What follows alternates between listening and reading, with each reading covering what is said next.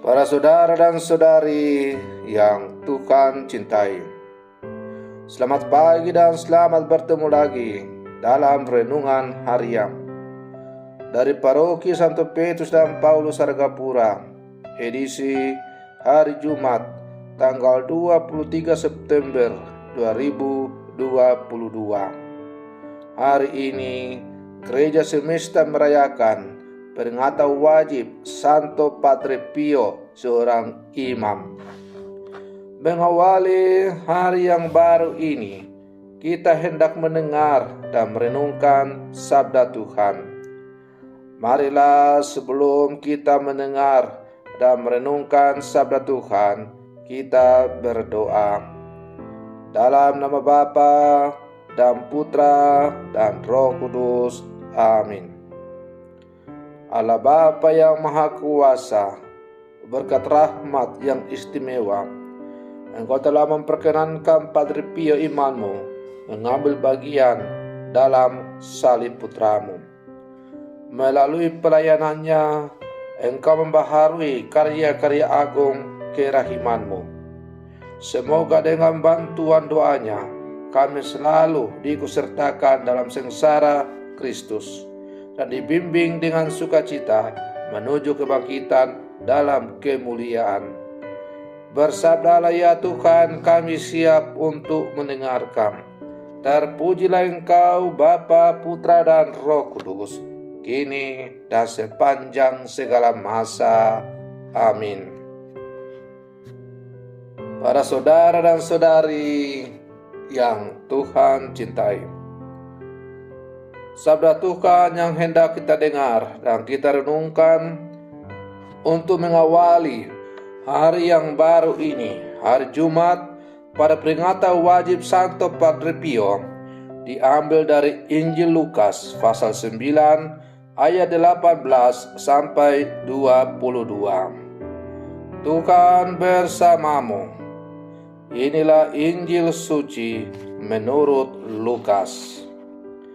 Pada suatu ketika, Yesus sedang berdoa seorang diri. Maka datanglah murid-muridnya kepadanya.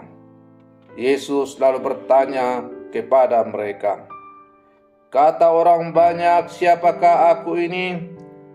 Mereka menjawab, "Yohanes Pembaptis. Ada juga yang mengatakan Elia. Ada pula yang mengatakan salah seorang dari nabi zaman dahulu telah bangkit." Yesus bertanya lagi, "Menurut kalian, siapakah aku ini?" Jawab Petrus, "Engkaulah Kristus dari Allah." Dengan keras Yesus melarang mereka memberitakan hal itu kepada siapapun. Ia lalu berkata, "Anak manusia harus menanggung banyak penderitaan dan ditolak oleh para tua-tua, oleh para imam kepala dan para ahli Taurat, lalu dibunuh dan dibangkitkan pada hari ketiga." Demikianlah sabda Tuhan. Para saudara dan saudari yang Tuhan cintai, melalui bacaan Injil yang baru saja kita dengar, kita mendengar bagaimana Yesus berdialog dengan para muridnya. Pokok dialog adalah Yesus ingin tahu sampai sejauh mana pengenalan mereka akan guru yang telah mereka ikuti selama ini. Maka Yesus lalu bertanya kepada mereka, "Menurut kamu, siapakah aku ini?" Pertanyaan yang hari ini diajukan Yesus akan sangat mudah dijawab bila mengandalkan intelektual belaka. Bagi sebagian orang, Yesus adalah Tuhan dan Mesias. Sebagian lagi mengatakan bahwa Ia hanyalah utusan Tuhan. Sebagian lagi sebatas mengagumi teladan kasih-Nya, dan sebagian lagi menganggapnya sebagai tokoh historis saja. Bagi kita, orang Katolik, Yesus adalah Tuhan, Guru, dan Juru Selamat. Karena itu, konsekuensinya kita bertindak seturut ajaran Yesus Kristus. Maka pertanyaannya diajukan Yesus hari ini tidak berhenti pada konsep-konsep, tetapi Yesus ingin kita membuktikannya dalam laku hidup sehari-hari.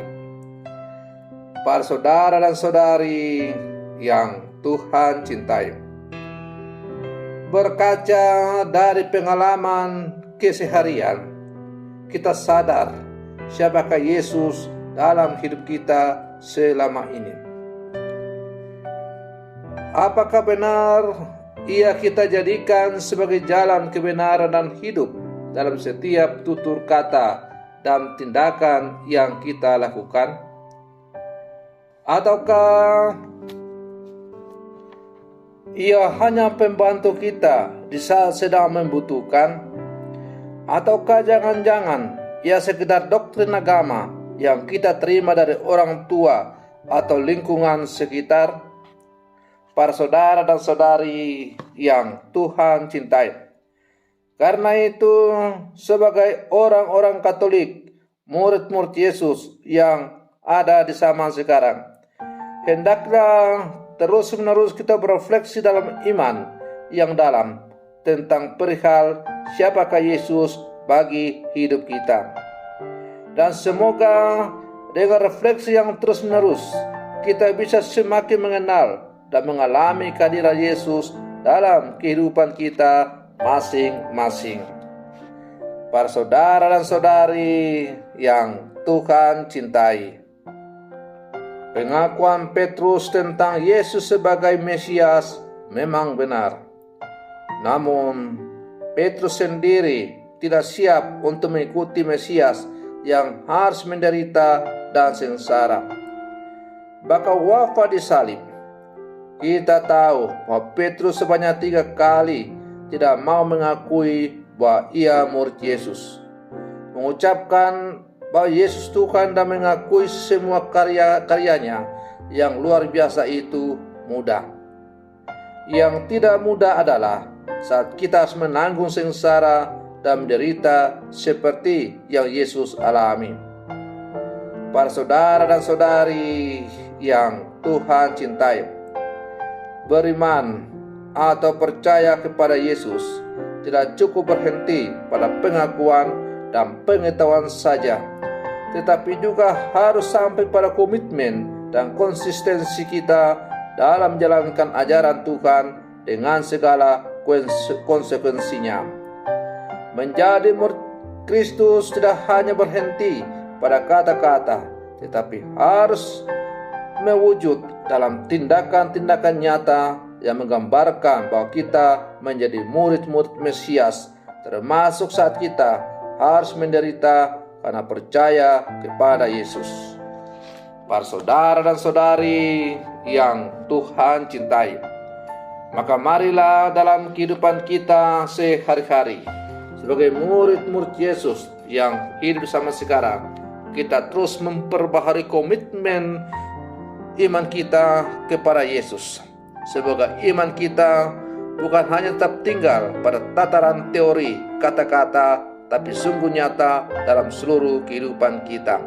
Maju terus hidup sebagai murid Yesus. Tuhan Yesus memberkati.